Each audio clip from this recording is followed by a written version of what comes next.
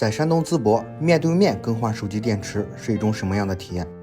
很多人不敢去手机店修手机，其实就是害怕不良的维修师傅把自己手机里的原装零部件换掉。粉丝的这台13 Pro Max 电池健康只剩77%了，已经达到了更换电池的标准。刷到了我们的电信移植团购视频，决定让我们通过移植电芯的方式来解决这台手机电池不抗用的问题。换电池的方法有很多，包括原装正品电池、零循环原排电池和移植电芯。为什么顾客选择移植电芯呢？因为移植高容量电芯能让电池容量增加的同时，还可以做到不弹窗、不报错，正常显示电池健康，没有维修记录。对于13 Pro Max 这样的大电池型号，移植电芯提升的效果是非常显著的。下面是这台手机移植电芯的全部交付过程。我在这里换，您在旁边看，全程透明化操作，接受您的监督。